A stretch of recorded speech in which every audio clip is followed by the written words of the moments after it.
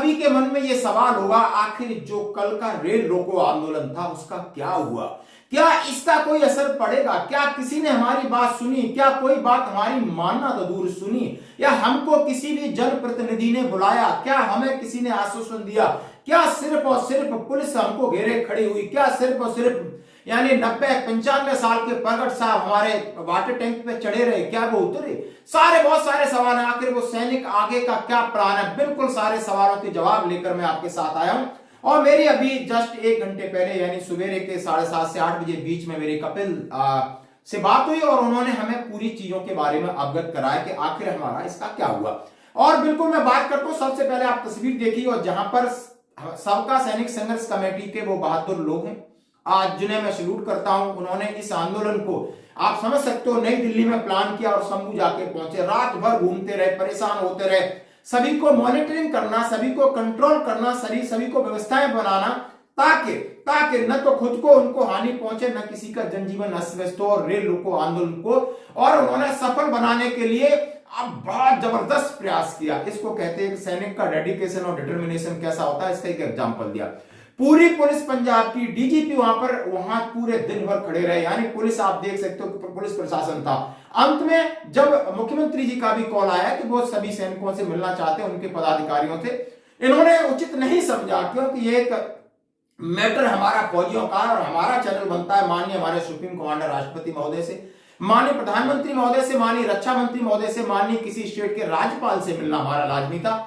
तो राज्यपाल की जब कॉल आई तो हमारा डेलीगेशन गया, यानी सबका सैनिक संघर्ष कमेटी के वो 9 लोग गए और 9 लोगों का डेलीगेशन था। उसमें मैं जिनका नाम जानता हूं मैं पुकार रहा हूं, बाकी सबको मैं सैल्यूट और साधुवाद कहता हूं। इसमें एसपी घोषाल साहब, नलिन तलवार साहब थे, हरपाल साहब और कपिल, और इनके साथ 5 और उनके कमेटी के योद्धा थे जो गए और उनसे बात हुई। और राज्यपाल से क्या सवाल और जवाब हुए, जरा इसका हम आपके सामने खुलासा करते हैं, जो कि मेरी बात हुई। उन्होंने कहा है, और उनके पास आप समझो इंट है, पुलिस है, सारी चीजें, उन्होंने कहा है माननीय हम 10 महीने से, आप इतना उग्र प्रदर्शन क्यों कर रहे हो? पहला जवाब दिया, श्रीमान हम 10 महीने से जंतर मंतर पर बैठे, हमारी कोई बात सुन नहीं रहा है, और हमने वहां से शालीनता से और हाथ जोड़कर विनम्र, जो हमारा अनुशासन शालीनता होता है उस तरीके से हमने उनको ज्ञापन दिया, मेमोरेंडम दिया, हर लेवल पे दिया, और हर लेवल पे जाकर के हम लोगों से मिले, लेकिन हमारी बात को नहीं माना गया और इसके लिए हमें मजबूर किया। और हम आपसे विनम्र निवेदन कहते हैं कि ये जो हमारी मांगे हैं हमारा वो आरोपी का है, जो कि आप देख सकते हो उनके ज्ञापन सौंप रहे हैं। आप जरूर माननीय राष्ट्रपति जी से हमारे लिए बात करिए, आप चीफ जस्टिस ऑफ इंडिया से बात करिए, आप रक्षा मंत्री जी से बात करिए, आप प्रधानमंत्री जी से बात करिए, बताइए आज आप हमारे जनप्रतिनिधि, हम आपके सामने खड़े। उन्होंने कहा है, और हम आगे क्या करते, जब ये मजबूरी था इसलिए हमें ऐसा कदम उठाना, हमें मजबूर किया सरकार ने, क्योंकि सरकार ने हमारी बात नहीं सुनी है। हम तो सरकार को शालीनता से बात सुनाने के लिए बहुत प्रयास किए, लेकिन अंत में हम करें तो करें क्या संविधान में हमारा इतना भी हक नहीं है कि हम अपनी बात को रखें? क्या सरकार यही चाहती हम तोड़ फोड़ करें, हम उग्र रूप धारण करें? सरकार ने मजबूर किया और माननीय प्रधानमंत्री तक हमारी बात पहुंचा दी कि 2014 याद रखना, यही 191 पेंशन थी, और यही सैनिक थे जो आपके पीछे खड़े थे, आगे खड़े थे, और जो बॉर्डर पे थे उन्होंने सर्जिकल स्ट्राइक किया, सारी चीजें की, और बाहर एक्सर्विसमैन आपके साथ थे और आपको ताज और तख्त दिलाया, और आपने जो वादा निभाया, हम ये नहीं कह रहे, लेकिन हमने कहा कि यहां गड़बड़ी हुई है, उसको जरा दुरुस्त करिए, ताकि जेएसयू जवानों को जो लाभ मिलना है वो नहीं मिला है। हमारी बात वहां तक पहुंच रही है, लेकिन वहां से हमें कोई जवाब नहीं मिल रहा।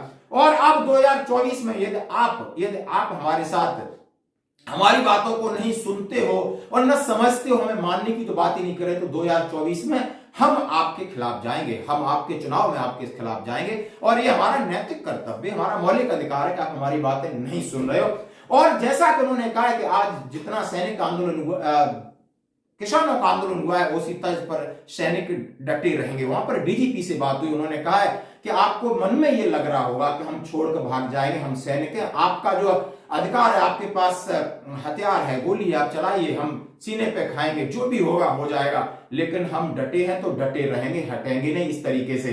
और पुलिस ने भी ये कहा कि हम नहीं चाहते हम आपके साथ किसी तरीके का दुर्व्यवहार करें, क्योंकि ये आम पब्लिक और फौज के जो एक्स सर्विसमैन है इनमें बहुत बड़ा अंतर होता है, उनकी एक डिग्निटी होती है, उनका एक अनुशासन होता है, और आप हमें मजबूर कर रहे हो, आपका जो दायित्व आप कर सकते हैं, इसके लिए आपके लिए खुली छूट है, मैं ऐसे डरने वाला नहीं हूं। ये बात हुई और डीजीपी साहब ने सिखाए कि न्यायिक व्यवस्था संभालना आपका काम है और प्रदर्शन करना हमारा काम है, आप रोकना है तो रोक सकते हो। और माननीय पंजाब के राज्यपाल महोदय से इतनी सारी बात हुई और उन्होंने कहा है कि जैसे कि माननीय भगवंत साहब का भी कॉल आया था, लेकिन हमने उचित नहीं समझा, क्योंकि नहीं, हमारा कोई चैनल नहीं बनता है। हम नहीं चाहते कि हमारे आंदोलन में कोई राजनीति करे या नेतागिरी करे और इस आंदोलन को तितर बितर करे। एक साइडेड, वन साइडेड नहीं है हमारा आंदोलन है। माननीय सुप्रीम कमांडर राष्ट्रपति जी हैं, हमारे माननीय प्रधानमंत्री जी हैं, रक्षा मंत्री जी हैं, राज्यपाल हैं, उनके लिए इसलिए हमने मिलना उचित समझा और उन्होंने ज्ञापन सौंपा जो उनकी मांगे थी। और मांग हमारी वही है कि 3 रिटायर्ड जजों की कमेटी से आप इसको मतलब स्टडी करा सकते हो, हमारी बात सुन सकते हो, सरकारी पक्ष की भी बात सुन सकते हो, जो भी निर्णय वो हमें मान्य होगा। यानी आपको मैंने ये तस्वीर आसी और शाम को अभी इनकी दोपहर में मीटिंग है, आगे का क्या प्लान होगा हम आपके साथ अपडेट देते रहेंगे। धन्यवाद दोस्तों, जय। हाँ जी, मैं साबका सैनिक संघर्ष कमेटी नैशनल यूथ प्रधान वालों मैं आपके वालों बेनती करदा कि जो भी अपने सैनिक जथेबंदियां ਜਾਂ अपने सैनिक वीर ਜਿਹੜੇ ਇਹ आरोपी ਨੂੰ ਸਮਝਦੇ ਆ ਤੇ ਉਹਨਾਂ ਵੀਰਾਂ ਨੂੰ ਬੇਨਤੀ ਆ, ਸਾਰੇ ਸਾਬਕਾ ਸੈਨਿਕਾਂ ਨੂੰ ਬੇਨਤੀ ਆ ਕਿ ਸ਼ੰਭੂ ਜੋ ਰੇਲਵੇ ਸਟੇਸ਼ਨ ਆ ਉੱਥੇ ਧਰਨਾ ਆਪਣਾ ਲੱਗ ਚੁੱਕਿਆ। ਸੋ ਸਾਰੀਆਂ ਕਮੇਟੀਆਂ ਜੋ ਦਿੱਲੀ ਤੋਂ ਆ ਰਹੀਆਂ ਜਾਂ ਯੂਪੀ, ਰਾਜਸਥਾਨ, ਹਰਿਆਣਾ, पंजाब सारियां जड़ियां शंभू रेलवे स्टेशन ते इकट्ठियां हो और सैनिक जीवन भदूरिया साहब, उनका भी मैं धन्यवाद करता हूं जो हमारी वीडियो शेयर करते रहते हैं। और उनको भी बेनती है कि ज़्यादा से ज़्यादा सैनिकों को बताएं ताकि सभी सैनिक यहाँ पर इकट्ठे हों, ताकि हम एकजुट होकर के शाम तक इतनी अपनी नफरी कर दें यहाँ कि सरकार को हमारी जो बात जायज़ है उसको उसके ऊपर सोच विचार करना पड़े और उसको मानना पड़े। धन्यवाद।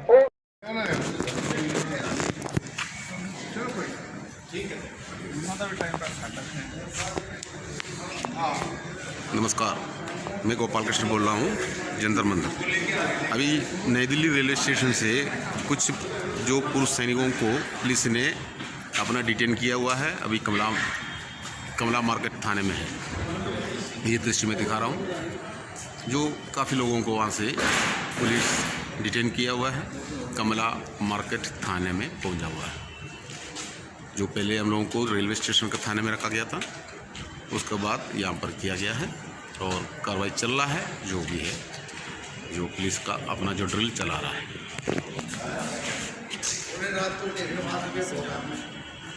अभी हम आपको दिखा रहा हूँ जो हमको बैठने के लिए जो देखो कुर्सियाँ वगैरह डाल कर लेकर आ रहा है। देखो बहुत इज्जत कर रहा है, बहुत इज्जत का साथ में हम लोगों को कमला मार्केट थाने में लेकर आया हुआ है। पूर्व सैनिकों को बहुत इज्जत दिया जा रहा है, भारत सरकार द्वारा ऐसे आदेश दिया है। ठीक है। शंभू रेलवे स्टेशन के ऊपर भूतपूर्व सैनिकों ने अपनी मांगों को सरकार तक पहुंचाने के लिए 10 महीने हो गए। जब सरकार ने उनकी मांगों पर कोई विचार विमर्श नहीं किया, उनकी बात नहीं सुनी, उनको जंतर मंतर दिल्ली के धरने पर बैठे हुए 10 महीने से उनकी कोई सार नहीं ली, उनके कानों पर जूं तक नहीं रहनी। तो आखिर में भारत के पूर्व सैनिकों ने अपना एक मन बनाया रेल को आंदोलन। तो रेल रोको आंदोलन आज कामयाब करते हुए रात 2 बजे पूर्व सैनिक पंजाब, हरियाणा के पूरे भूतपूर्व सैनिक शंभू स्टेशन पर रेलवे ट्रैक को रोक दिया गया है। रात 2 बजे से ट्रेनें पूरी बंद कर दी गई हैं। जब तक सैनिकों की मांगों के ऊपर कोई विचार नहीं किया गया, उनकी मांगें नहीं मानी गई, तो तब तक ये ट्रैक पर पक्का ही धरना लगा दिया जाएगा। हमारी मांग कोई ज़्यादा बड़ी नहीं है। हमारी मांग है कि जो भी हमारे साथ 1 रैंक 1 पेंशन में विषमताएं हुई हैं उनको दूर किया जाए, और नहीं तो 3 जजों की कमेटी बनाकर वो जज 3 महीने में हमारी रिपोर्ट दें। जो भी वो रिपोर्ट देंगे, जो भी हमारा फैसला करेंगे, वो हमारे को मंजूर होगा। सरकार से इतनी छोटी सी बात है, लेकिन सरकार इसको मानने के लिए भी तैयार नहीं, जिस करके आज सैनिकों को ये ट्रैक पर आना पड़ा। जवान सड़क पर, पहलवान सड़क पर, किसान सड़क पर, ऐसी सरकार को शर्म आनी चाहिए। आप देख सकते हैं, जिसका जवान सड़क पर हो, ट्रैक पर बैठा हो, सरकार को शर्म से डूब मरना चाहिए।